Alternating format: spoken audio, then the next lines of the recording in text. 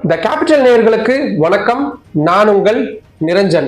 தமிழ்நாடு பாஜகவுடைய மாநில தலைவரான அண்ணாமலை தொடர்ந்து டெல்லிக்கு விசிட் அடிச்சுக்கிட்டே இருந்தாரு. ஏன் இவர் தொடர்ந்து டெல்லிக்கு வராரு அப்படின்றதுக்கான காரணத்தை தேடி நம்மளுடைய சோர்ஸுகள் கிட்ட பேசணும். அவங்க சொன்ன விஷயம் நிறைய ஆச்சரியம் அளிக்கக்கூடிய விஷயமா இருந்தது. அதை உங்ககிட்ட இந்த வீடியோல பகிர்ந்துக்கலாம்னு இருக்கிறேன்.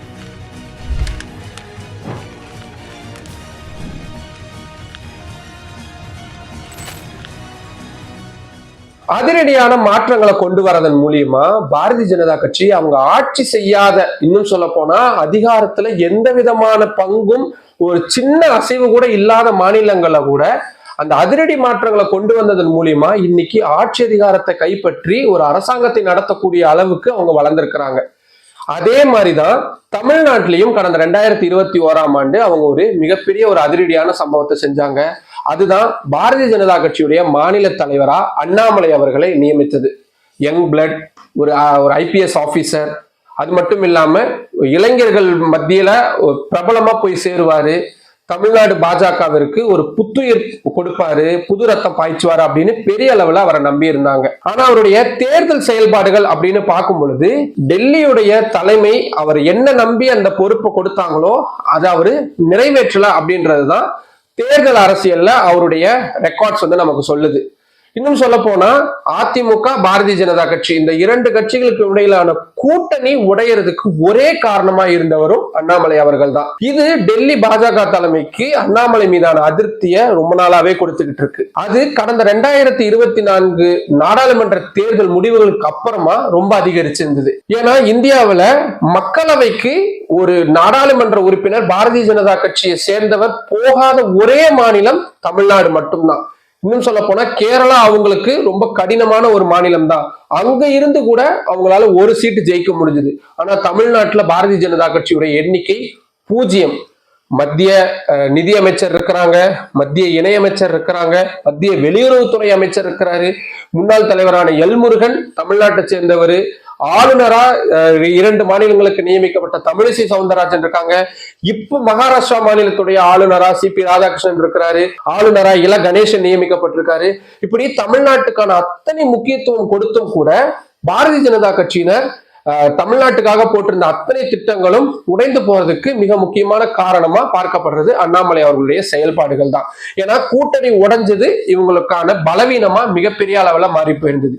ஏன் நாடாளுமன்ற தேர்தல் அப்போ அண்ணாமலை அவர்களுக்கு ஆதரவா அவருக்கு சாதகமா பிரச்சாரம் பண்றதுக்காக பிரதமர் நரேந்திர மோடியே வந்திருந்தாரு.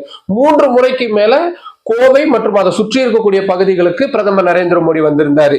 இன்னும் சொல்ல போனா அவருடைய ராமேஸ்வரம் போகக்கூடிய நிகழ்வாகட்டும், ஓட்டிங் முடிஞ்சதுக்கு அப்புறமா விவேகானந்தர் பாறைக்கு வந்து அவர் தியானம் செஞ்சதாகட்டும், எல்லாமே தமிழ்நாட்டை மையப்படுத்தி தேசிய அளவில் நடக்கக்கூடிய நாடாளுமன்ற தேர்தல் அப்படின்னாலும் தமிழ்நாட்டுக்கு பாஜகவும் மோடியும் கொடுத்த அந்த முக்கியத்துவம் அப்படின்றது ரொம்ப பெரியது. அதுக்கு மிக முக்கியமான காரணம் அண்ணாமலை அவர்கள் தான் அப்படின்ற மாதிரியான பிம்பங்களும் பெரிய அளவில் கட்டமைக்கப்பட்டது. இன்னொன்று, அந்த கட்சியுடைய தேசிய தலைவர் ஜே பி நட்டா, மத்திய உள்துறை அமைச்சர் அமித்ஷா, பாதுகாப்புத்துறை அமைச்சர் ராஜ்நாத் சிங் அப்படின்னு அத்தனை மூத்த தலைவர்களுமே தமிழ்நாட்டுல முகாமிட்டு தேர்தல் பிரச்சாரங்கள்ல ஈடுபட்டாங்க. இவ்வளவு இருந்தும் கூட அந்த கட்சியால ஒரு சின்ன ஒரு அதிர்வை கூட நாடாளுமன்ற தேர்தலில் ஏற்படுத்த முடியல அப்படின்றத அந்த கட்சியுடைய டெல்லி தலைமையால இப்ப வரைக்குமே ஏற்றுக்கொள்ள முடியாம இருக்கு.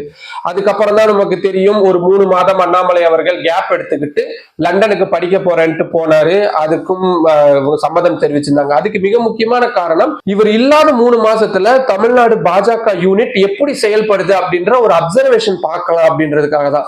அந்த டைம்லயும் ஒன்னும் பெரிய அளவிலான ஒரு மாற்றம், கூட்டணியில ஒரு நெகிழ்வுத்தன்மை அப்படின்ற மாதிரியான எதுவும் வரல.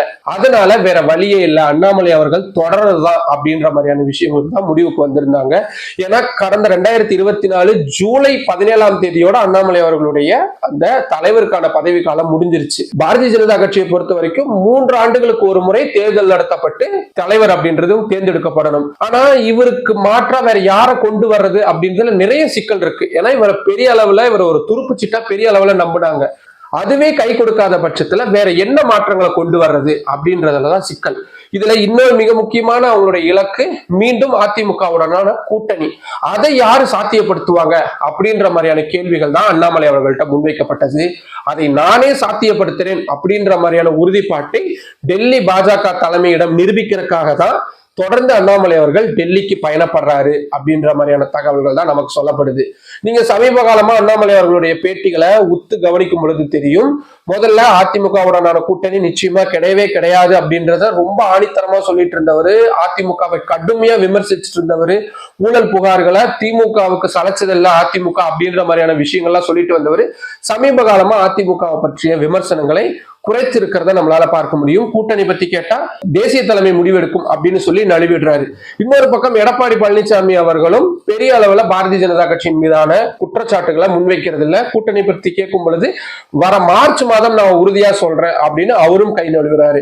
இதுல நாடாளுமன்ற கூட்டத்தொடர் நடக்கக்கூடிய இந்த நேரத்துல இவங்களுடைய செயல்பாடுகளை கொஞ்சம் கவனிக்கும் பொழுது குறிப்பா அதிமுகவை சேர்ந்த தம்பிதுரை மாதிரியான மூத்த நாடாளுமன்ற உறுப்பினர்கள் நாடாளுமன்ற விவாதங்கள்ல கலந்துகிட்டு பேசும் பொழுது திமுக மீதான கடுமையான குற்றச்சாட்டுகளை முன்வைக்கிறாங்க. அதுல மாற்று கருத்தே இல்லை.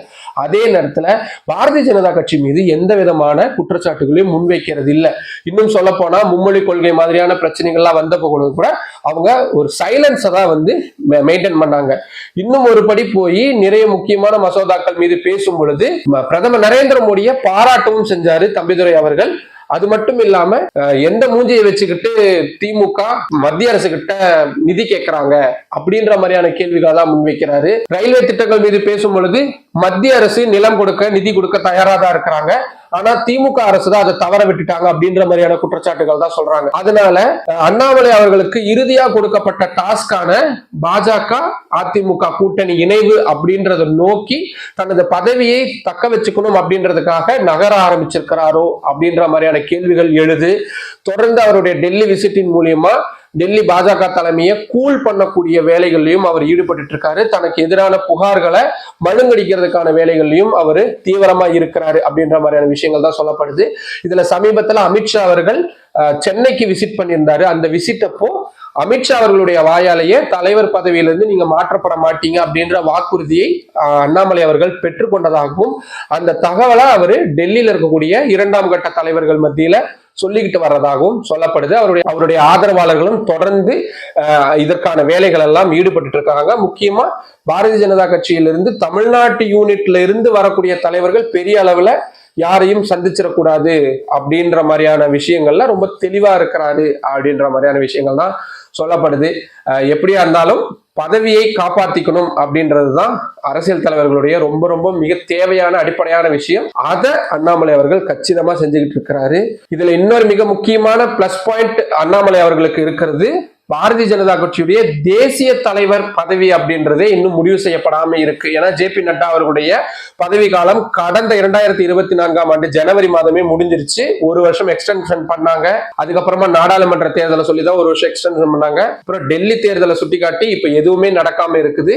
ஏப்ரல் மாதம் தேர்தல் நடத்தப்படலாம்னு சொல்லப்படுது. அதுக்கும் கூட ஹரியானா, ஒடிசா மாதிரியான மாநிலங்கள்ல அங்க இருக்கக்கூடிய பிஜேபி யூனிட்டுக்குள்ள நிலவக்கூடிய உள்கட்சி பூசல், ஒருவேளை எங்க தேசிய தலைவர் பதவியில ஏதேனும் பிரச்சனைகளை ஏற்படுத்திடுமோ அப்படின்றதுக்காக கொஞ்சம் தள்ளி போடுறாங்க.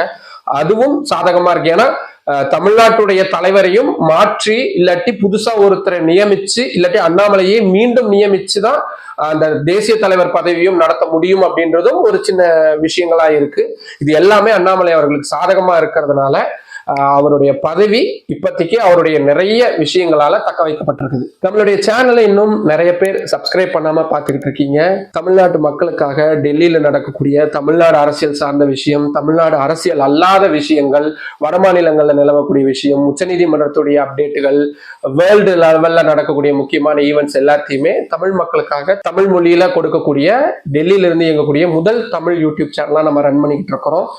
இதுக்கு அவுட் சோர்சிங்லாம் எதுவும் கிடையாது. நான் என்னோட சொந்த பணத்தை போட்டுதான் இந்த சேனலை ஒரு பேஷனுக்காக நடத்திட்டு இருக்கிறேன். இதுக்காக நான் உங்ககிட்ட கேட்கறது உங்களுடைய ஆதரவு மட்டும்தான். நம்ம சேனல்ல வரக்கூடிய வீடியோஸை நிறைய பேருக்கு ஷேர் பண்ணுங்க, சேனலை சப்ஸ்கிரைப் பண்ணுங்க, உங்களுடைய ஆதரவை இன்னும் அதிக அளவுல கொடுங்க. நன்றி.